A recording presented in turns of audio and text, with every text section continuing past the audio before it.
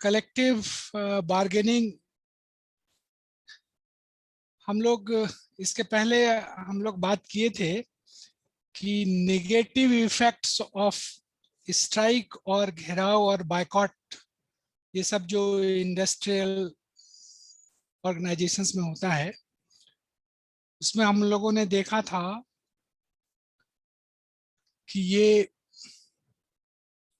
आज दोषी नहीं है। हम लोगों ने देखा था कि जो नेगेटिव इफेक्ट होता है उसके वजह से इंडस्ट्रियल एस्टेब्लिशमेंट्स का प्रोडक्टिविटी का लॉस होता है, उसके per unit production cost increase होते हैं, उसका प्रॉफिट कम होता है। दूसरी तरफ हम लोगों ने देखा था कि एम्प्लॉइज के लिए भी एक फाइनेंशियल हार्डशिप्स आ जाता है और लंबे समय तक काम पर नहीं जाने के वजह से एक फोर्स्ड आइडलनेस आ जाता है। ये सब जो नेगेटिव इफेक्ट्स हैं, ऐसा कुछ अगर किया जाए कि ये नेगेटिव इफेक्ट्स नहीं हो और इंडस्ट्रियल क्लाइमेट में इंप्रूवमेंट हो, तो इसी का एक उपाय है कलेक्टिव बार्गेनिंग। कलेक्टिव बार्गेनिंग में होता क्या है, एम्प्लॉयर के रिप्रेजेंटेटिव एंड एम्प्लॉय के रिप्रेजेंटेटिव थ्रू नेगोशिएशंस जो भी इन दोनों के बीच में सर्विस कंडीशंस का इश्यूज है उसको डिसाइड करते हैं।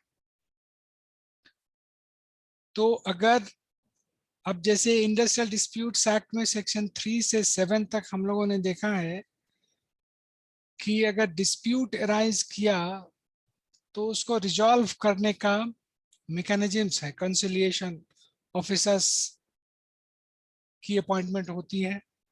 Conciliation officers, Good evening, sir. Good evening. I was searching why you are late. Conciliation officers कोशिश करते हैं कि दोनों जो एम्प्लॉयर और एम्प्लॉइज दोनों एक साथ बैठ के किसी कंक्लूजन पर आ जाएं, अपना डिस्प्यूट सेटल कर लें। तो ये होता तब है कंसिलिएशन जबकि डिस्प्यूट्स अराइज कर गया और उसको रिजॉल्व करने की आवश्यकता है। लेकिन अगर हम कलेक्टिव बार्गेनिंग में जो ये नेगोशिएशंस होता है एम्प्लॉयर और एम्प्लॉय के बीच, ये एक प्रकार का प्रिवेंटिव मेजर है। डिस्प्यूट अराइज ही न करे, फ्यूचर में जो डिस्प्यूट्स आ सकता है उसको एंटिसिपेट करके एक चार्टर ऑफ डिमांड एम्प्लॉयर के सामने प्रोड्यूस करके और उस पर नेगोशिएट करके, तो डिस्प्यूट का वो जो इंडस्ट्रियल डिस्प्यूट्स एक्ट में मैकेनिज्म है, that is for the cure of, that is curative. जो डिस्प्यूट्स है उसको कैसे खत्म किया जाए, और ये जो कलेक्टिव बार्गेनिंग है it is preventive. Before the disputes arise, before the disputes take its shape, we do something so that the issue gets settled and dispute does not arise. I hope I am clear. So can you please repeat this point again? ये जो collective bargaining है, ये एक preventive measure है। और जो dispute resolutions का ID act में अदर प्रोविजंस है, that is a curable measure. When the dispute arose, then it needs to be settled, it needs to be resolved, and we take steps to resolve that dispute. There are several methods of doing it. Conciliation officers are appointed, there is board of conciliation, there is inquiry, court of inquiry, then there is labor court, all you have read. So those are where the disputes are referred. Particular dispute, when it arises, it goes to them for its resolution. But here in collective bargaining, what we do, the employers and employees sit together and takes steps and decides the issues that could have been between them, so that the dispute may not arise in future. So this prevents the disputes from coming. It's a preventive measure, right? Yes, sir. Now this I'm sharing. I have some slides to show to you. Is it clear? Is it readable? Collective bargaining. Are you able to read, Tosi? Yes, sir. Okay. So this collective bargaining I talked about. What happens? It is there are two, the employer and employee. There is no outside intervention. They directly negotiate with themselves. हम लोग इसको collective bargaining, collective and bargaining, there are two terms. हम लोग इसको collective क्यों कहते हैं? Collective इसलिए कहते हैं कि ये जो दोनों पार्टीज इसमें हैं, employer, when a particular representative of employer represents the entire employers, अगर एक representative negotiate करता है employees के साथ, तो that is a negotiation on behalf of the entire employers. भले उसमें एक ही डायरेक्टर आए, दो ही डायरेक्टर आए, लेकिन वो इंटायर बोर्ड ऑफ डायरेक्टर्स या इंटायर जो ऑर्गेनाइजेशन है, जो मैनेजमेंट है, और ऑन द अदर हैंड जो एम्प्लॉइज हैं, उसके बिहाफ में भी उसके ट्रेड यूनियन लीडर्स इसमें भाग लेते हैं, लेकिन they take part on behalf of the entire employees, right? So that is why we call it collective, why it is bargaining. It is bargaining because you see, when आप जब किसी job में जाएंगे, आपको आगे जॉब में जाने का होगा, पर्टिकुलरली अगर आप गवर्नमेंट में जाते हैं या कहीं भी, तो एम्प्लॉयर्स अपने कंडीशंस देते हैं कि मैं आपको ये पे स्केल दूंगा, मैं आपकी नौकरी बिना किसी नोटिस का समाप्त कर दूंगा, आपको इतने घंटे काम करना होगा, ये सारे देते हैं. जब आपको एम्प्लॉयमेंट लेना है तो you don't take care of those, because अगर आप उस कंडीशंस को अपोज करेंगे तो you won't be able to get the job. और अगर आप उसको अपोज करेंगे तो कहेगा जाइए भाई, मैं दूसरे को रखूँ, आप, मैं ऐसे आदमी को नहीं रखता हूँ. लेकिन जब आप किसी ऑर्गेनाइजेशन के एम्प्लॉइज हैं जो इंटायर एम्प्लॉइज को रिप्रेजेंट करता है, तो उसके पास भी एम्प्लॉयर के बराबर का बार्गेनिंग पावर होता है. Otherwise, the bargaining power is unequal.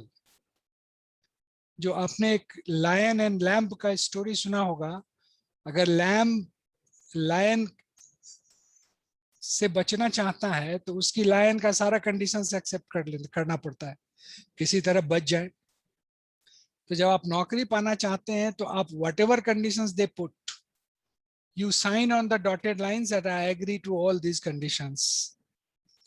But when जब आप जाते हैं ऑर्गेनाइजेशन में और आपको लगता है कि these conditions are not good for me, और there should have been more, there should have increased wages होना चाहिए, बोनस होना चाहिए, प्रमोशन की व्यवस्था होनी चाहिए. इन सारी बातों के लिए जब आप एम्प्लॉयर के पास जाते हैं, तो when you go unitedly, when you go jointly, when your representative talks of the entire organization, so then the bargaining power enhances. जब आप नौकरी पाने के समय में जो आपका bargaining power था, और जब employees union आपके बात को वहां रखना चाहते हैं, तो दोनों के bargaining power में बहुत फर्क है. तो आप किसी टर्म्स पर आने के लिए बहुत ही जरूरी होता है कि दोनों का bargaining power एक जैसा हो. थोड़ा बहुत तो फर्क रहेगा ही. That's why it is bargaining. Now अब मेरा इस collective bargaining क्या है, मैं ये डेफिनेशंस आपको यहाँ पर दिख रहा होगा. एक डेफिनेशंस है by Flippo. Can you read it? Yes, sir. Yes, sir. Okay, तो उसको if you want you may note it down, or if you have already in your book you need not to do that. इन्होंने कहा कि collective bargaining एक process है जिसमें labour के representative और ऑर्गेनाइजेशन के रिप्रेजेंटेटिव दोनों मिलकर नेगोशिएट करते हैं और एक एग्रीमेंट पे आते हैं, है ना. And that specifies their employee-employer union relationship. Collective bargaining is a process. ये एक प्रक्रिया है in which the representative of labor organization and the representative of business organization meet and attempt to negotiate a contract or agreement which specifies the nature of employer-employee union relationship. No problem so far? Collective bargaining is a mode. Again, ये एक तरीका है of fixing the terms of employment. Collective bargaining एक तरीका है जहां पर कि terms of employment, जो employment का service conditions होना चाहिए वो fix कर सकते हैं या किया जाता है between organized body of employees and an employer or association of employees acting usually through authorized agents. The essence of collective bargaining is bargaining between interested parties and not from outside parties. इसमें बाहर के कोई लोग नहीं होते हैं, उसी organisation के जो एम्प्लॉयर हैं और एम्प्लॉई हैं. जैसे कंसिलिएशन ऑफिसर्स में क्या होता है, कंसिलिएशन ऑफिसर बाहर का आदमी होता है, he is not part of the organisation and he tries to do things which makes them to talk, which makes them to negotiate. But here in collective bargaining कोई आउटसाइड पार्टी नहीं होता है. ठीक है. Yes, sir. इस collective bargaining का जो international labour organisation है, शायद आप उसके बारे में जानते होंगे, ये इंटरनेशनल लेबर ऑर्गेनाइजेशन ने भी कलेक्टिव बार्गेनिंग को डिफाइन किया. उन्होंने कहा negotiations about working conditions and terms of employment between an employer, a group of employee और वन और more employers organisation on the other with a view to reaching an agreement. So ये एक negotiations है जहां पर की working conditions decide होता है. ठीक है. एक definitions इसका इंसाइक्लोपीडिया ब्रिटानिका में दिया गया था. मैंने कल इसको रेफर किया था बट मैं आज फिर से बता देता हूं. Collective bargaining is a negotiation. पहले भी आपने देखा कि it is a negotiation between an employer or a group of employers and a group of working people to reach an agreement on working conditions. Collective bargaining is more usually understood to be negotiation between one or more trade unions and an employer or a group of association of employers. इसमें भी वही बात है कि ये एक negotiation है, employer और एम्प्लॉय मिलकर नेगोशिएट करते हैं with regard to the working conditions of the employ. No doubt, no dispute. No, sir.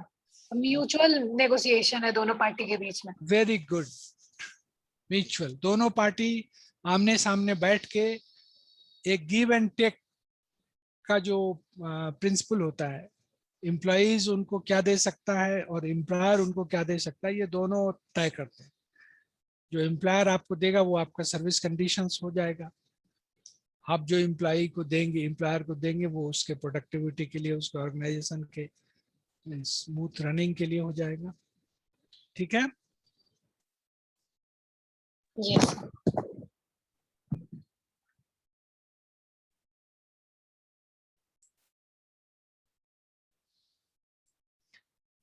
अब ये शुरू कैसे, इसका हिस्टोरिकल बैकग्राउंड क्या है कलेक्टिव बार्गेनिंग का, हम लोग थोड़ा इसके बारे में भी जान लें। द टर्म, ये जो कलेक्टिव बार्गेनिंग है, इसका फर्स्ट टाइम यूज किया था एक इंडस्ट्रियल रिलेशंस के बहुत बड़े स्कॉलर थे, फाउंडर, बेट्राइस वेब। हमने लिखा है ब्लू से, यहाँ देखिए, है ना, उनका फोटो भी आ रहा है यहाँ इसमें, Yes. ये आ रहा है।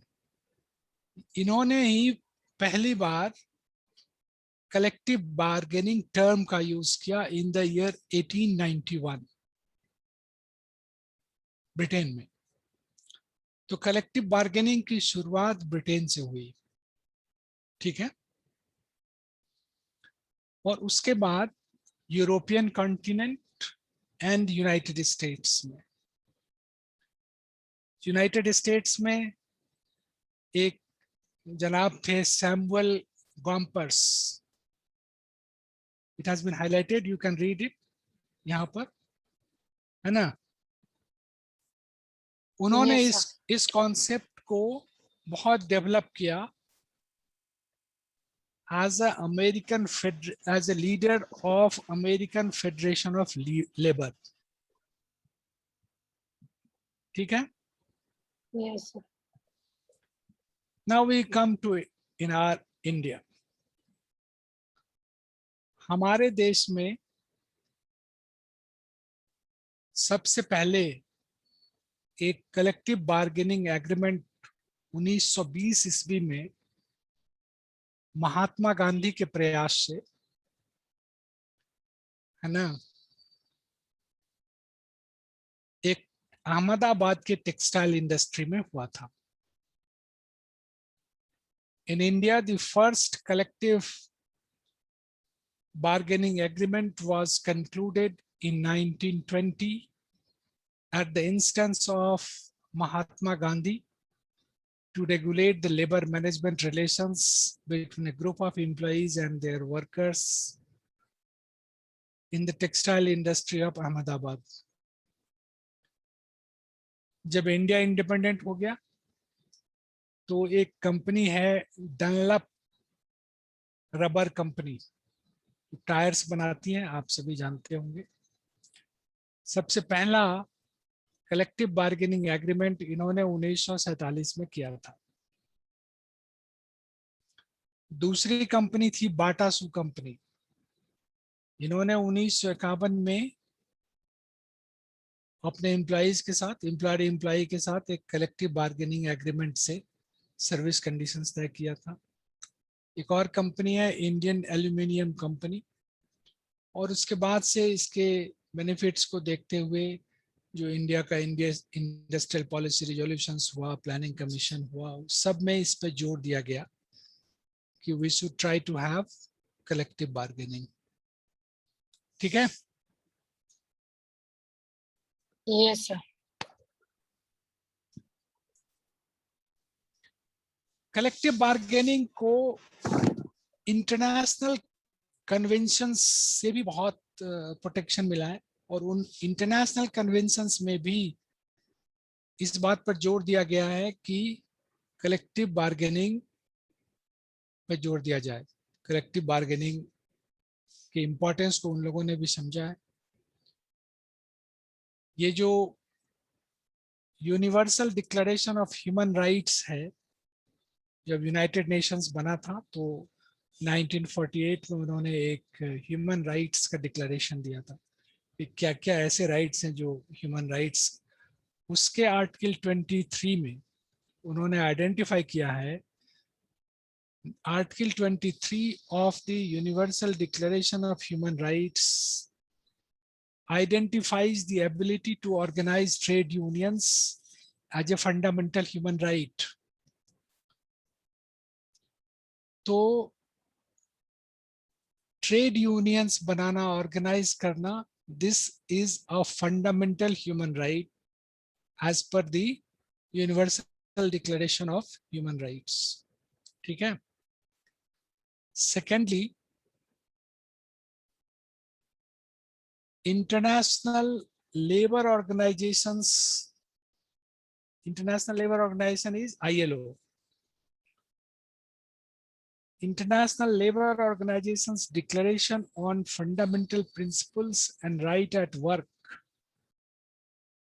defines the freedom of association and the effective recognition of the right to collective bargaining as an essential right of workers.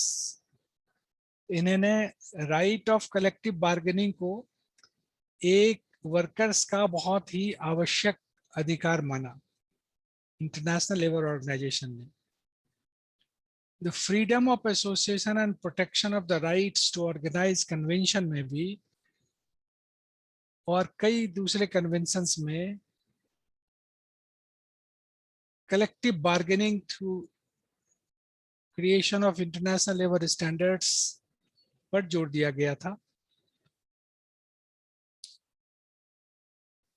अब मैं आपको बताऊं कि जो उन्होंने इंटरनेशनल ये universal declaration of human rights में जो इसको एक ह्यूमन राइट कहा था, इसी बात को 2007 में कनाडा के सुप्रीम कोर्ट ने अपने एक फैसला में कहा।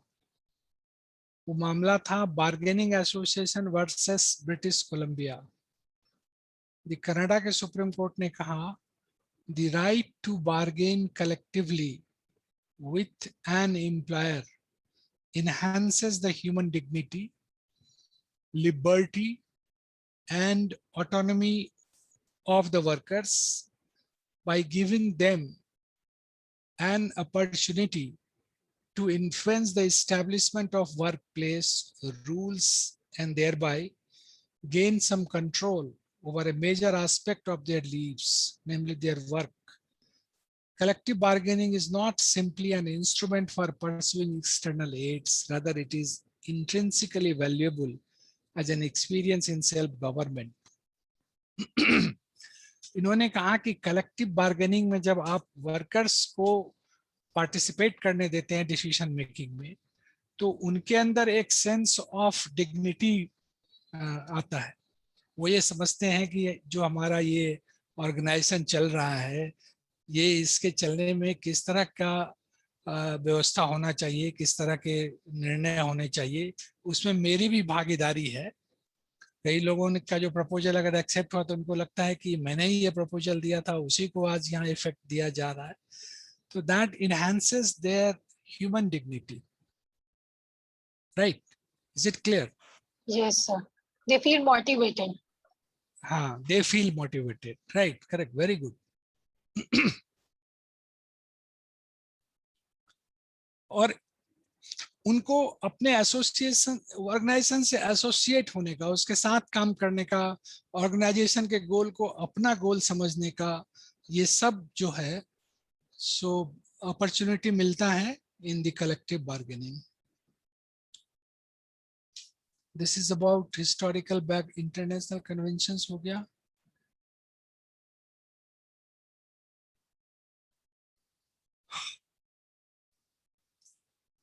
अब बताइए कि ये जो कलेक्टिव बार्गेनिंग है, ये तो हम समझ रहे हैं कि ये एम्प्लॉयर और एम्प्लॉई दोनों एक साथ बैठ के बातचीत करके डिसाइड करते हैं। इनमें प्राइमरीली कौन सा इश्यूज होता है जिस पे इन लोगों को ये लोग डिसीजन लेते हैं, है ना? You may read from here.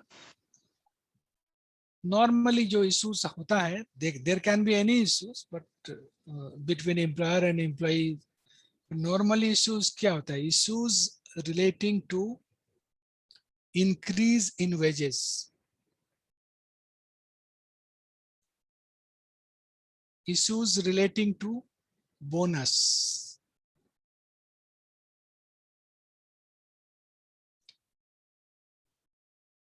issues relating to allowances, issues relating to grades, layoff compensation. Layoff compensation समझते हैं आप लोग? Yes sir. You know that 25C. Sir जो थोड़े टाइम के लिए एम्प्लॉइज को मतलब Yes. कहा जाता है कि आप अभी काम पे नहीं आइएगा. Very good, thanks. हाँ, ये थोड़े काम के लिए, और इंडस्ट्रियल डिस्प्यूट्स एक्ट में इसको कहा गया है कि मैक्सिमम 45 डेज तक, और उस समय में आप उनको 50%, आप मैक्सिमम 45 डेज तक उनको ले ऑफ में रख सकते हैं, और उस ले ऑफ पीरियड में आपको 50% of the wages and dearness allowances आपको उनको देना होगा. This is lay off. And permanency, employ को एक परमानेंट स्टेटस हो, एक कैजुअल वर्कर्स, टेम्पररी एम्प्लॉय नहीं होके एक परमानेंट एम्प्लॉय हो सकते हैं. रैशनलाइजेशन होता है ऑर्गेनाइजेशन में, किसी एक यूनिट में जहां पर कि वर्कलोड कम है, वहां से अगर सरप्लस एम्प्लॉइज को लेके किसी दूसरे यूनिट में जहां पर कि ओवरलोड वर्कलोड अधिक है, तो दोनों को बैलेंस करने के लिए एक रैशनलाइजेशन किया जाता है ना. Retrenchment, you know, there is difference between lay off and retrenchment. Retrenchment में अगर फैक्ट्री क्लोज हो गया, कोई यूनिट क्लोज हो गया, या लेबर के जगह मशीन आ गया, कई कारणों से अगर आपको कहा जाता है कि आप टाटा बाय बाय करिए, बहुत हो गया, अब आप घर जाइए, तो इसी को रिट्रेंचमेंट कहते हैं. ये सब जो related issues relating to the service conditions, may be departmental proceeding, और कई तरह, मे बी रिटायरमेंट बेनिफिट्स, ये सारे जो एम्प्लॉइज के सर्विस से रिलेटेड इश्यूज हैं, normally they used to sit and negotiate on these issues. ठीक है. Yes sir.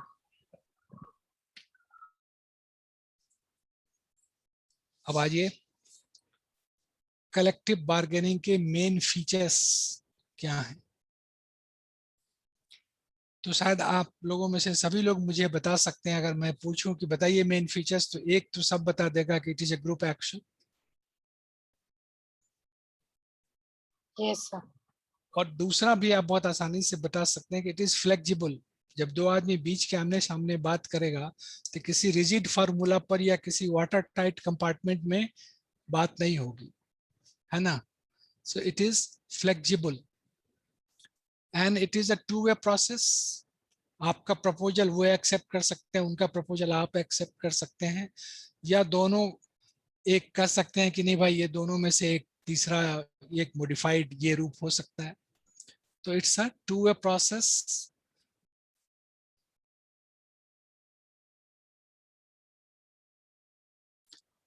And to see, it is a continuous process. It runs 365 days of a year. जब भी ऐसा लगेगा कि कुछ इश्यूज अराइज कर रहा है जिसको हम लोग अभी सेटल कर लें तो ठीक, it may not take the shape of a dispute, it may not result in strike, closure of the undertaking. तो ये continuous process है and it is dynamic.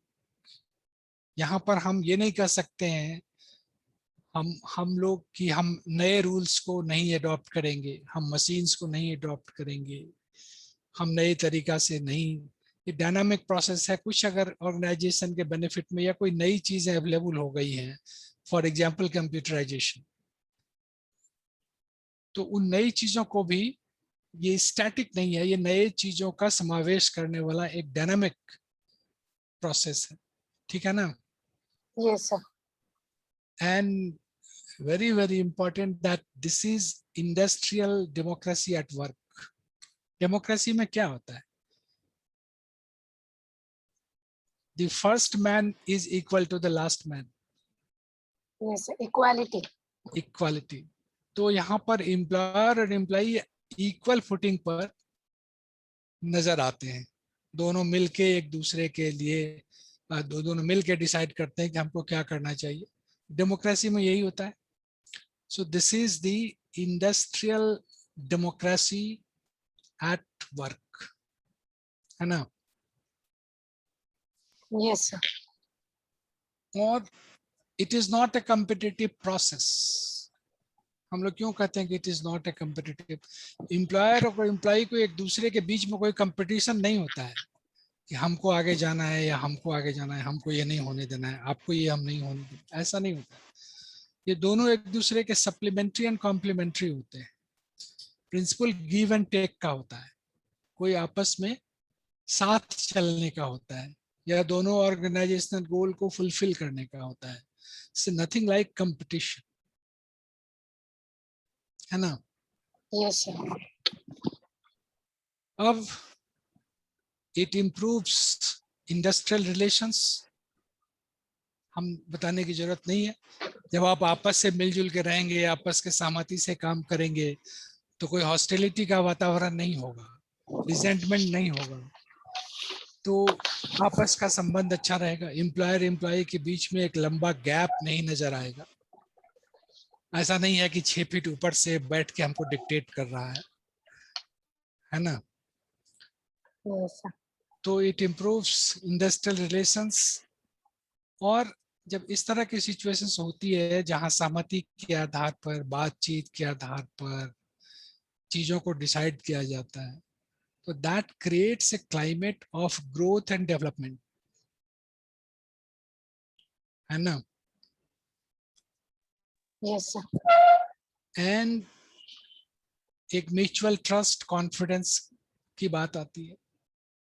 तो ये सारी चीजें it is good for an organization. It is something desired. We should give a chance to collective bargaining. Collective bargaining को इसलिए इन सारी चीजों के लिए इनकरेज करना चाहिए। लेकिन there are certain hindrances in collective bargaining. मैं मेन फीचर्स बता रहा था।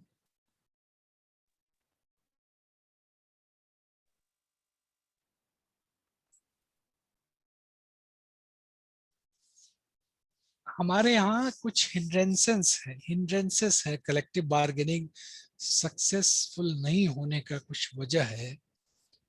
उसका पहला वजह है कि जो हमारे यहाँ ट्रेड यूनियंस हैं, they are divided. Different trade unions हैं, they are affiliated to different political parties. उनके आपस में राइवलरीज है, वो एक दूसरे को नीचा दिखाने या अपने को सुपीरियर साबित करने में लगे रहते हैं, है ना। Yes, sir. उनका एफिलिएशन पॉलिटिकल पार्टीज से है, तो पॉलिटिकल पार्टीज उनको as a tool for election purposes इस्तेमाल करती है। Yes, political sir. पार्टीज तो इलेक्शन जीतेगी तब सरकार बनाएगी, तो ट्रेड यूनियंस को भी हम इलेक्शन में कामयाब हों इसके लिए उसका इस्तेमाल करती है। दूसरा कि ट्रेड यूनियन हमारे यहाँ वेल ऑर्गेनाइज्ड नहीं है। ये यहाँ पर आउटसाइड लीडरशिप, कई बार देखिएगा, पहले सुनिएगा कि ये ट्रेड यूनियन लीडर थे और आके सरकार में मुख्यमंत्री बन जाते हैं, फिर केंद्र में मंत्री बन जाते हैं। आप लोगों ने बिंदेश्वरी दुबे का नाम सुना हुआ होगा, वो इंटेक के लीडर थे, Indian national trade union Congress. Yes, sir. और वहां से आके वो यहाँ पर एमपीज बनते थे, एमएलएज बनते थे, और फिर वो मिनिस्टर बनते थे, चीफ मिनिस्टर बनते थे। तो ये जो ट्रेड यूनियंस में आउटसाइड लीडरशिप है, जो ट्रेड यूनियन का मेंबर्स है, जो पार्टी है, उसके अलावे जो पॉलिटिकल पार्टीज के आदमी हैं, तो इन ये सबसे ट्रेड यूनियंस वीक रह गया। इसको स्ट्रांग करने के लिए, इसको वेल ऑर्गेनाइज करने की आवश्यकता है, इसको फाइनेंशियल स्टेबिलिटी देने की जरूरत है। इनके आपस में एक कॉन्फेडरेशन या फेडरेशन हो जिसमें कि एम्प्लॉइज हित की बात को ये सबसे अधिक महत्ता दें, पॉलिटिकल पार्टी के एजेंडा में के पार्ट नहीं बने। इन सब चीजों की आवश्यकता है। These are the hindrances. तो होता क्या है कि इन सब कारणों से जो ट्रेड यूनियंस नेगोशिएटिंग टेबल पे जाते हैं तो वह इक्वल बार्गेनिंग फोर्स का अभाव रहता है, जो इनका आपस का ही बिखराव है। दूसरी तरफ जो एम्प्लॉयर हैं वो बहुत ही फेयरली ऑर्गेनाइज होते हैं, उनमें कोई वो एक मत से कहते हैं नहीं साहब ये सब तय है, इससे इसमें कोई इधर उधर नहीं होना चाहिए, हम लोग पूरी मुस्तैदी से अपना काम करेंगे। तो एम्प्लॉयर्स के यूनाइटेड होने के, ऑर्गेनाइज्ड होने के, उनका फाइनेंशियल स्टेबिलिटी होने के, उनके वो बार्गेनिंग पावर्स उनका, they are in a better bargaining position in comparison to the union leaders because of their internal bickerings, because of their internal rivalries, because of their unorganized character, because of their financial instability, because of their dependency on outside leaders, because of their affiliation to political parties, right? इतना सब कुछ के बाद अब हमको बोलने का मन नहीं कर रहा है। Then we will stop here. Okay, sir. If anybody has any question, I will welcome. 4:43, 15 minutes precisely we have. And I would like to clarify the doubts, if any.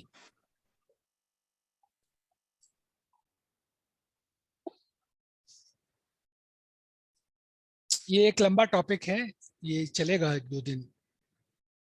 आज जो मैंने इंट्रोडक्टरी बात सब बताया था, तो see I expect from you, have you understood everything?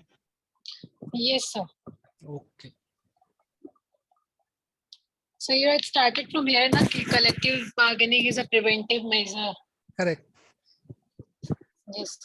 Collective bargaining ये preventive measure, हमने शुरू में, आप नहीं थे, मैंने बताया था कि जब हम निगेटिव अफेक्ट जो स्ट्राइक्स का बता रहे थे, तो हमने बताया था कि ये एम्प्लॉयर और एम्प्लॉय दोनों को अफेक्ट करता है। Though the strikes are called by the employees, लेकिन एम्प्लॉयर का प्रोडक्टिविटी कम हो जाता है, उसका प्रॉफिट कम हो जाता है, उसका पर यूनिट कॉस्ट बढ़ जाता है, तो एम्प्लॉय को भी फाइनेंशियल हार्डशिप्स होता है, उनको भी ये फोर्स्ड आइडलनेस होता है। इनकम नहीं होने से वो अपना जो फैमिली और जो अदर ऑब्लिगेशंस है वो नहीं फुलफिल कर पाते। So it's a two way, मतलब दोनों आदमी के लिए ये घाटे का ही सौदा होता है। तो ऐसी नौबत ना आए, इसके लिए क्या उपाय हो सकता है? तो उसी के लिए एक उपाय कलेक्टिव बार्गेनिंग है। That's why I said that before the disputes actually arise, the collective bargaining tries to settle it out beforehand, उसको contemplate करके। चलिए, और anyone has any other question? Nobody? No, sir. This gentleman, who is this? Komal K, B24599. Sir, am I audible, sir? Yes. Yes, sir. Very much audible. Yes. बोलिए श्रीमान, बोला जाए। मैं आप ही को, आपका क्या नाम है? के से कुछ नाम है कि यहाँ आ नहीं रहा है पूरा? कोमल? Yes, sir. What is the name? Komal Kumari. Komal Kumari. Do you have any question? No, sir. Okay, thanks. No, ये यहाँ पर है, ये 9931, ये कौन है? B2459931. Sir, Karan. Yes, sir. Is Karan. Oh, this is Yes, Karan. sir. He Yes, sir. sometimes asks questions. Why do you not ask? You are not asking any question today. You have understood everything. Yes, sir. Today I understand everything. Oh, very good. But हाँ बोलिए, कल नहीं समझा था? Sir 2-3 दिन से classes मैंने नहीं की थी। अच्छा, और अच्छा। आज मेरा सेकंड क्लास है सर। और तो आप बीच बीच में आते हैं कभी कभी गेस्ट अपीयरेंस में? नो सर, कभी कभी सर नेटवर्क इशू हो जाता है। ठीक है, ओके। कभी कोई प्रॉब्लम हो, आप पीछे जो हम लोग बात किए हैं उससे संबंधित भी अगर आपको कहीं कोई डाउट्स होता है, you are free to raise your doubts before me. Okay sir, thank you sir. तो आज मैं आप लोगों को कुछ पहले छोड़ दूं ताकि अगला क्लास में थोड़ा फ्रेश होकर आप लोग भाग लीजिएगा। अगला क्लास है?